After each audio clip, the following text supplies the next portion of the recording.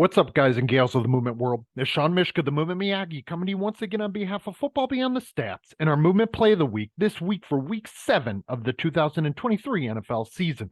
And this week, for the second time in this season, we're going to feature a defensive player. And not only are we going to feature a defensive player, but we're going to feature multiple plays from said player, just as we did in Week 5 with Fred Warner from the San Francisco 49ers. This week, we have another Defensive Player of the Year contender in Myles Garrett, defensive end of the Cleveland Browns. Garrett has obviously been featured here before at Football Beyond the Stats, particularly on our all movement team. He's been an all first team performer in the past because of a number of different aspects and nuances of his movement toolbox, each of which will be on display here today in Week 7 against the Indianapolis Colts. So without further ado, let's go ahead and get into the play, see what Garrett was up to, and then we're going to watch a few other plays as well, because there were three main standout plays from Myles Garrett that helped the Indianapolis Colts get knocked off by the Cleveland Browns. So in Indy, obviously, totally different speed type of surface here. It's exactly where the NFL Combine is held, so we know that the surface itself is fast. And for a guy like Myles Garrett, as we're about to find out, this will mean a lot for not only his get off from his stance, but also the way that he's able to turn the corner and then hit his first, second, and third step in acceleration out of any angles and any positions. So let's go ahead and get into this first play. You can see him here as I circle him at the top of the screen. He's playing on the right side of the defensive formation at defensive end.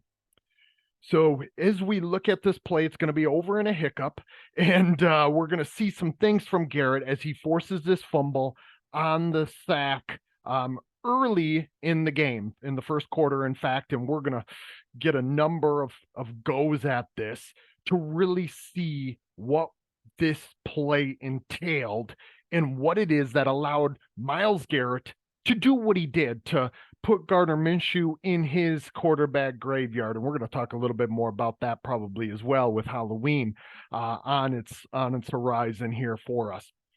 So we're going to look at it now at 50% speed. And again, already when I click this button, you can see the ball isn't to Minshew yet.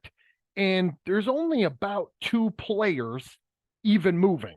You got the defensive lineman here, the nose tackle, that's obviously seeing the ball. He is right over the top of the ball, and it's right here in his near periphery. And then you have Myles Garrett here at the top of the screen, already coming out of his stance. And we're going to talk about what might lead to that as well as this unfolds, as well as in the other plays that we're going to find from Garrett. We also see the left tackle, of course, moving, probably because he's actually going off of Myles Garrett's movement, and he knows that if he is just a moment too late, this is going to be a harder ask and harder task than it even already is. And a few things here that I want to jump into, because we're going to be able to spend some time with this, and we'll see it from another viewpoint as well. But I really want to point out, if I could, a number of things, and we're going to see this again as a trend. We often talk about it with offensive skill players, this attunement and sensitivity to interpersonal distance, and what that interpersonal distance might mean for one's opportunities to act, aka one's affordances. But what we see from Garrett, maybe as well as anyone at the position, is this interpersonal distance, this measuring stick, this brinkmanship. We very rarely see him get too tight into the opponent who's attempting to get their hands on him, and to either get him off his path or to be able to get their hands on him so they can keep him at bay and actually block him. When he gets this type of get off in relation to the ball, this interpersonal distance and this really finely attuned, finely sensitive interpersonal distance connection and detection is key to him giving himself sometimes a two-way go, And this is something I'm going to put a link in the show notes of the 2012 paper of applying an ecological approach in American football that myself, Tyler Yerby, Keith Davids, Carl Woods, and Will Roberts wrote, where I talk about my experience with Everson Griffen and how we began to really connect to this interpersonal distance. Myles Garrett might be the very best in the game at it right now. And you'll see what I mean, that he doesn't allow himself to get too sucked into that tackle. And when he actually starts giving a little bit of this shimmy and a little bit of the shake, kind of as if he's going to elude the defender, as if he were on offense, he's eluding the offensive tackle as the blocker, right? And so this is very kind of offensive agility, even though he's playing defense. A lot of it, though, guys and gals, takes place because of this get off. And we're going to see it when we get into the other view as well. That get off, like what would be my experience with Everson, was setting up everything else. The get off wasn't just about being explosive and having this power and pop out of one's stance. It was often about the perceptual connection to the ball as well. Nuances of the center's hands on the ball. We're going to see it in this play as well as in the last play, which he causes a sack fumble, or he records a sack fumble there also. I know that I'm belaboring the point, but this is cool stuff that we see right then and there from Garrett, and we're going to highlight it again from the other view. When he is able to make his move, he immediately moves on to his target.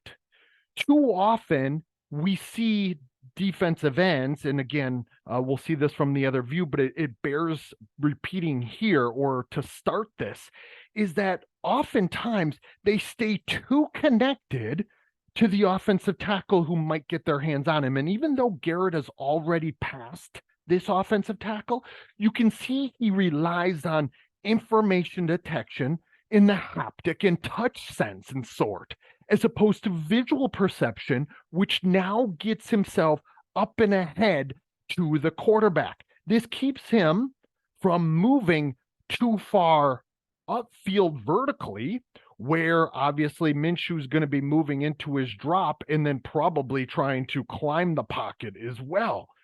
We see a lot of speed type of rushers on speed type of rushes get too far upfield. That doesn't happen with Garrett. The reason it doesn't happen with Garrett is, number one, he's considerably ahead of the left tackle in this case, and in many cases. Number two is his eyes are leading the movement dance. They're leading the movement dance because they're always connected to the quarterback. And because of that, it allows him to really plant his feet in highly variable ways, but that is adapted in a way that matches where the quarterback is going to be from a depth standpoint. And he can turn a corner with the best of them. Probably Micah Parsons, Nick Bosa, and that's about where the conversation ends as far as get off, eyes being connected and leading the movement, and then this turning ability, this cornering ability, which is as good as it gets at the position and rushing off of the edge. Let's go ahead and let it advance here as the Browns come up with the ball. And, obviously Myles Garrett is responsible for, I think, the turnovers that he created ended up responsible for something like 17 of the points, which obviously here, now as we get ahead, we're going to see some of the things that I was just talking about that they're already highlighting. Look at, and again, I'm going to put that article in the show notes. I want to really draw your attention to this, because too often defensive ends don't actually time their movement action to the ball and the nuances of it. Now, it might be more gross actions of the ball, like when they see the ball leave. But what you find is that the more sensitively attuned individual is obviously a bit connected to that ball, but at the same time, it's likely that his eyes are dancing up here, whether it's out of his periphery, so he's looking to over his left shoulder, and then out of his right side here, at that angle, picking up certain nuances about the way that the left tackle is leaning. It's allowing him to kind of juggle this perceptual information sources a bit, which as soon as that first and second step hits the ground, he's going to have to be connected and coupling his movement actions too. But I really want you to speculate, put yourself into Myles Garrett's movement system here as we watch this unfold. The other thing I will say about Garrett is you can see, if we just even look at his movement actions in his stance here, we see Garrett really being able to dig that back foot in, but also allow for this elastic bounce when he puts the pressure into the ground. We'll often see Myles Garrett too, moving that back foot, kind of digging it in, kind of finding its place based on who he is at that moment in time, how he's feeling himself, that true haptic connection now, this kinesthetic connection down into the ground. We don't want repeatability in the stance. What we want is adjustability, variability, and adaptability. So as one gets pressures, we feel the pressure of the world and we might have to change our movement behaviors, or fatigue and soreness, pain, these types of things. We want variable solutions. So you'll see Myles Garrett, even though he's often coming out of this more sprinter-oriented stance, and with two hands down, this 4-point stance, we often see him play with his hip height, this hip angle that we see being drawn, right here from hips to shoulders. We see him often moving his hips to really get this connection, to kind of feel himself coiled into the ground as he pushes and pressurizes both of these feet into the ground. So you see this from him, and if you watch him rep to rep to rep, you can kind of see exactly what process he's going through. This movement problem solving process for him, guys and gals, starts well before the ball is snapped. But once that ball is snapped and his perception is connected to it, you can see as he takes off, this lean in this angle is as good as it gets at the position also.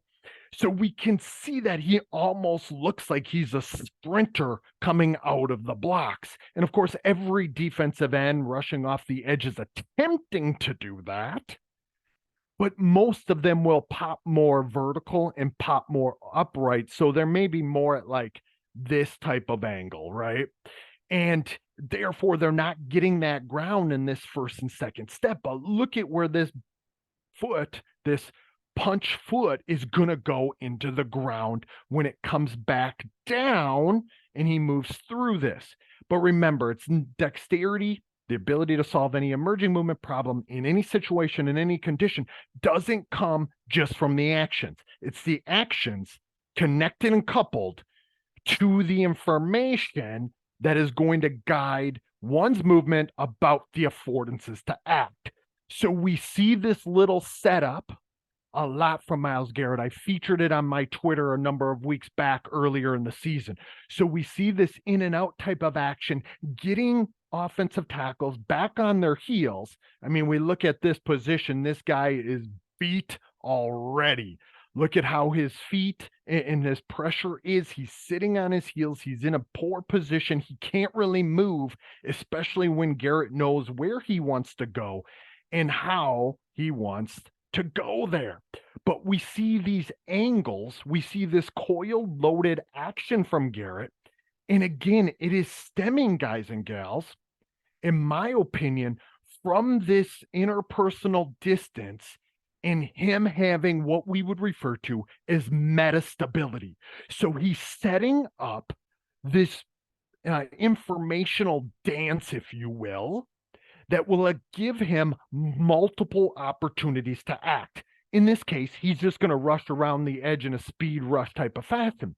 But it could be that if this guy oversets to Garrett's right, now Garrett could look to come back inside as long as he's connected to his target.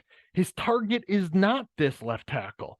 His target is what lies behind or beyond the left tackle. And I know that I'm belaboring this point, but all of these are points that really show us the nuance of the movement problem solving process for Myles Garrett. And when he lunges from left to right in this jab step type of fashion, so we see this left jab step, watch the distance that he creates from left to right with that right foot. He's got this guy, number 79, dead to rights. There's nowhere to go. And look at where Garrett's eyes are. They are beyond. And it might seem intuitively obvious, but too often we will see that defensive end still looking into the tackle and giving more of his chest. But we can see Garrett here already using this haptic and touch to twist and turn his body. Cool stuff from Myles Garrett, super skillful stuff from Myles Garrett. And then once he turns that corner, it's again this sharp leaning angle. He's now using 79's body and pressure against him, leaning against him so he can turn the corner even tighter at this sharp angle from left to right. Again, not many guys can do this. Micah Parsons, Nick Bosa. That conversation probably ends there. And Myles Garrett might be the best one of them.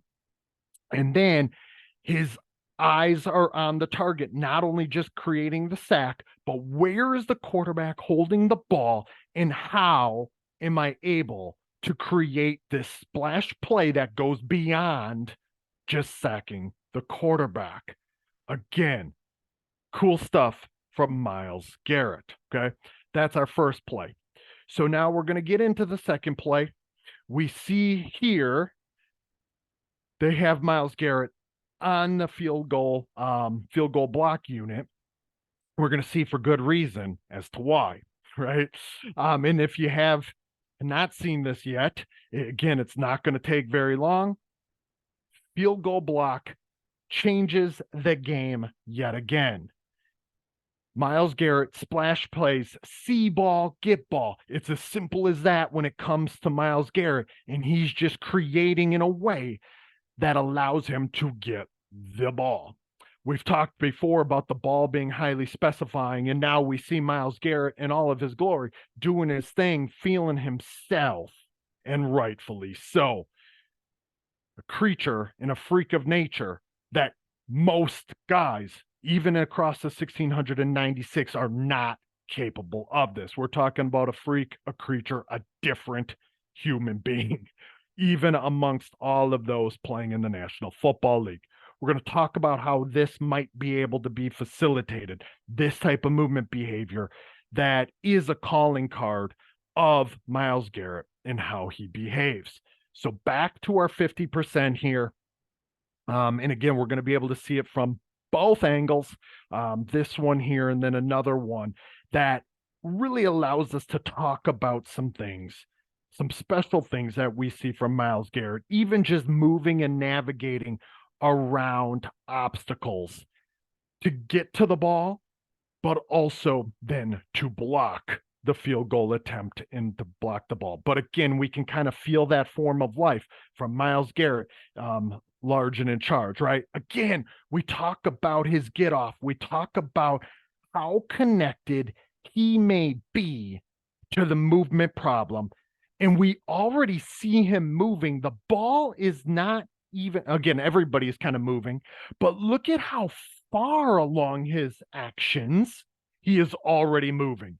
He is about to jump and hurdle and clear another human who hasn't even begun to stand in the slightest to get their hands up and on him.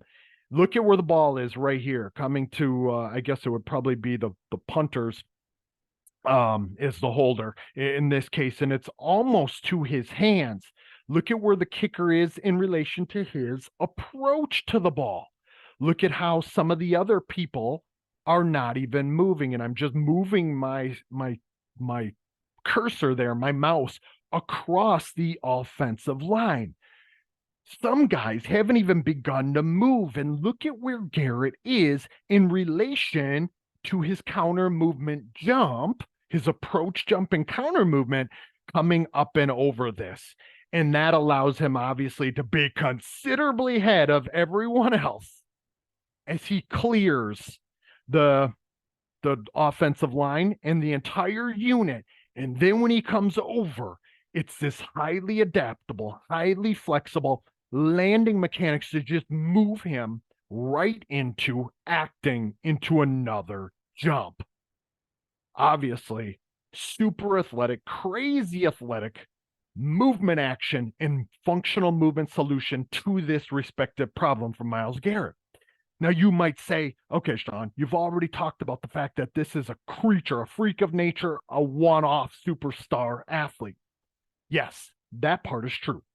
However, I believe that we can do some things in the training and learning environment that might allow us to facilitate this type of movement behavior. So what can we do? We can have highly variable movement problems in the learning environment. How? We might be able to actually place people in positions where someone has to clear a different type of hurdle from a different distance, or, I said a different height there, but moving from a different distance. So actually taking 2 or 3 steps back, putting one hurdle or 2 hurdles and having them hop it, and then making them move into something. And now that would be with a stationary object, right? And then in a variable way, we would just change the height or change the distance that someone would be approaching. Again, rep to rep. So that's highly variable movement problems, which require a highly variable movement solution. That's if we're using stationary objects. We might be able to do this with human moving objects. Put somebody on their hands and knees to begin with and have another human have to go and jump over and around them. Then you make the different size of human. And then you actually, if you do trust both of the humans here, and I have done this before, if you trust both parties to be problem solvers, to be athletes, you can actually have them move as the guy is approaching and jumping. So you actually could create this style of movement problem in training and in a practice environment, and then put a target beyond that to have another target as well. So again, this guy, the jumper, and hopefully some of this is making some sense, the jumper has to be attuned to 2 things. So it's this guy that he's jumping over, this immediate local movement problem. And then it is immediately stacked to another local movement problem, right? Where is that kicker coming? And how do I have to change my actions upon landing to create or have an emergent movement solution that fits this problem? So we see Garrett as he clears this and he prepares himself for landing. Look at where his eyes are. Okay, boom. I know where I'm going. I'm landing right here in front. He can pick up the ball and he can pick up how he's landing in relation to it. Now he knows where it is. I get that, but he's getting an updated online knowledge of, an online perception of, as he clears this. And now we watch as he lands. He knows how it can be timed, so he doesn't actually get a penalty and run into number 7, the kicker, Gay, here. And he actually just times his movement actions to jump right up into this blocking action. It may seem as though I'm making more of it. And again, the cameraman can't even follow it, right? And the ball's actually blocked and down on the ground. The cameraman follows it up. And we see from Myles Garrett, again, that's super athletic, but it's not about just about being a better, superior athlete than everyone else. It is about being a more functional, more creative, more novel and dexterous problem solver. It's about the functionality of that solution. And that functionality is dependent on the peculiar nature of the problem that the guy is solving. Hopefully that makes some sense. I'll probably have to listen back through to this and see if I made myself make sense. But I believe that we can have more variable movement problems even in jumping situations and scenarios. It's not just about standing here, jumping in a vertical fashion or jumping outright in a horizontal. It's about going horizontal and vertical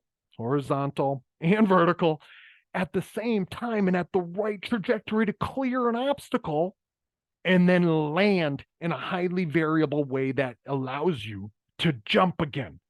Special stuff, but it's all about the problem solving. Now we see Myles Garrett changing his position, moving from the right side of the formation where he was down here before, right, against number 79. Now he's on the top of our screen, rushing off the left side. Now we see the other foot forward. Look at the stance difference that we see from right side to left side. So again, I talked about the variability of his stance. It's now in a totally different position. We can tell he's not as track oriented here. Some of that could do because the other leg is forward. His left leg is forward now and his right leg is back. He's rushing off the left side as opposed to the right. He has a totally different movement problem in front of him, i.e., a tight end here immediately in front of him, which to him means that he's likely about to get some sort of double team, tight end and right tackle, and also different down, different distance. So there's a different likelihood of what play might unfold and emerge and how deep he's going to get. And then also, it's a different place on the field at a different time of the game. I say all those things, guys and gals, because those things are creating his platform as to how he's going to position himself and move from it. But also, when he moves, it's going to determine how he moves. Hopefully that makes some sense. Context shapes content, right? So now we watch Myles Garrett here, top of your screen, getting double teamed, tight end, right tackle, who have a zero chance at containing Myles Garrett. And again, now sack, fumble, and a score directly and deliberately, all at the hands of Myles Garrett. And whoops, I should have gone a little further yet. And now I'm too far back. A couple things that we want to point out here, and I don't want to belabor the point too much, but another special play from a special problem solver. Again, we talked about the stance and how that leads to the get off. Look, we can't even see the ball. It's still being snapped underneath the center's hands. Look at the only guy on the field who is moving. Who's the only guy who's moving? Should come as no shock or surprise. This guy right here, now on the other side of the formation. We can see his counterpart, his peer, down here, coming off the right-hand side of the formation, is not even begun to move yet. And Myles Garrett, look at where he is. Already ahead of things. And because he's ahead of things, it allows him to be able to connect to get the perceptual read of what problem he's going to be expected to solve. So he realizes right off the bat, this is a double team. That double team is going to come from that tight end who stays home briefly, and he's already connecting that, and he knows in a super attuned, sensitive fashion at the drop of a hat, I got to beat two guys. But let's watch his eyes again, not only from this viewpoint and vantage point, but also then the other one. He's looking to and through. And it's these layers of information that all are going to determine the disposition of the problem for Myles Garrett.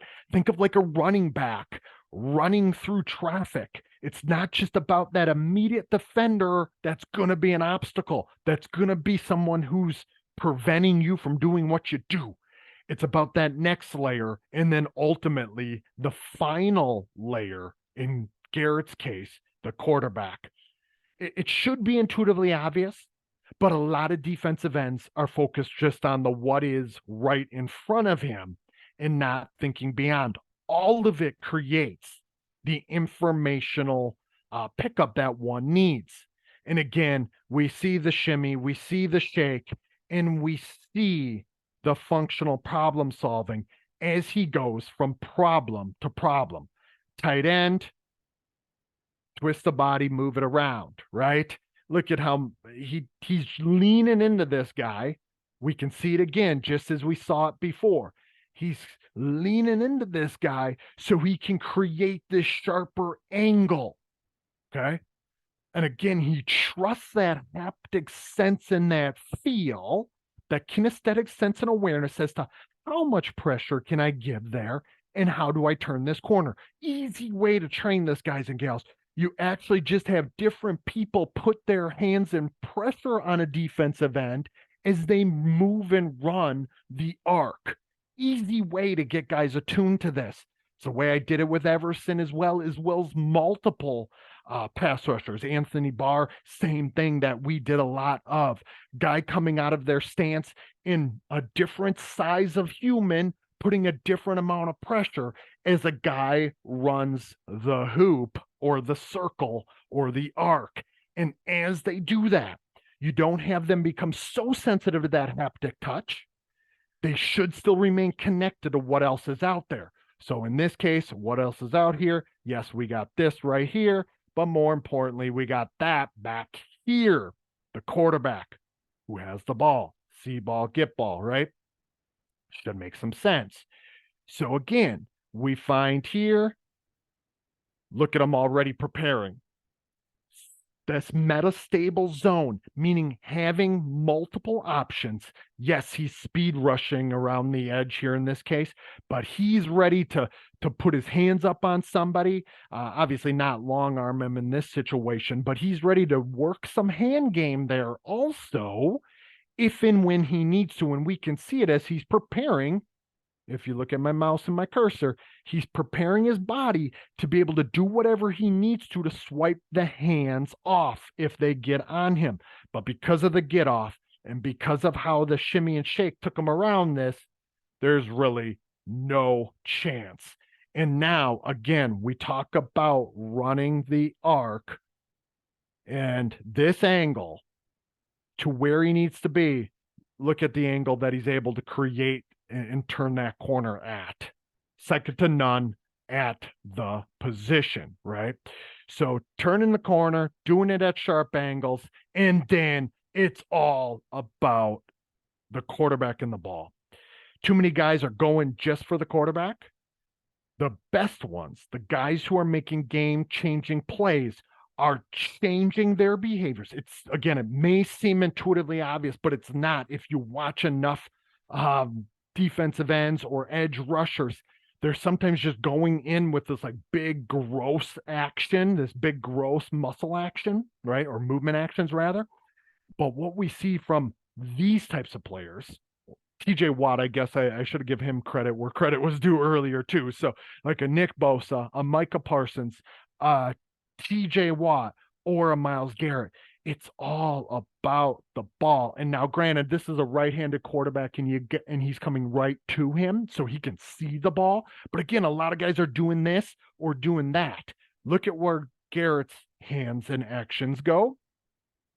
It's coming in a way where it's going to go to the ball, and he can go through the quarterback. So he's going through the quarterback, but to the ball, knowing full well that if he times that right, and he puts it in the right place, that ball is being dislodged in another game-changing type of play. Be creative at the ball, and that's what we have found in all three of these turnover plays that Myles Garrett created. So again, let's watch the perceptions here. I know we don't have eye tracking glasses on him, guys and gals. I know we can't zero in and see his eyes, but let's speculate. Right here's the ball.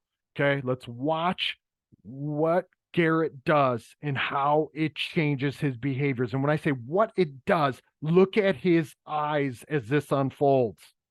Okay, this constant juggling. And I know that I'm pausing, going back and forth, right?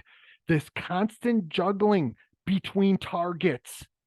He is always juggling perceptual information sources. And because of that, He's able to change and adapt his movement actions in a finely tuned way while still combining it with the haptic in this sense, in this touch that we're going to find with this perception. He's taking both of these things. And let's not forget, depending on how noisy it is in there, his get off in relation to the ball is not just into the hand movement of the tackle, or excuse me, the center. It's not just in the movement potentially of the ball itself, so either the hand or the ball itself, but also on Minshew's voice inflections. We know that all of those things are information sources that are being combined to help him solve this problem, time the movement actions accordingly. Super special stuff. Myles Garrett, one of the best doing it in the entire game. And now, if you're wondering to yourself, like, okay, Sean went through a lot in a short period of time. Yes, I probably did. Okay. However, there was a lot to go through. Rewatch it again if it obviously fit your fancy. If you got to this point and you're intrigued by some of the ideas that I was able to offer, particularly from a training and learning environment standpoint, based on what it is that we were seeing, look in the details below. In the comment section below, I'm going to include the link for the 2022 article that I co-authored in my work with Everson Griffin, defensive end, formerly of the Minnesota Vikings, Detroit Lions, Dallas Cowboys, obviously an all-pro and pro bowler, that we did this very specific work for year after year after year, and things that we were trying to combine and put together. Very similar things that I'm seeing right now from Myles Garrett. And again, hopefully some of that stuff makes some sense to you. If you like and appreciate this video, go ahead and give me the thumbs up, hit subscribe, share it wherever you can. Start some comments in the section below. I will talk to you guys in week 8. This has been Sean Mishka, the Movement Miyagi, week 7, football beyond the stats, movement play of the week, Myles Garrett. I will talk to you guys next week.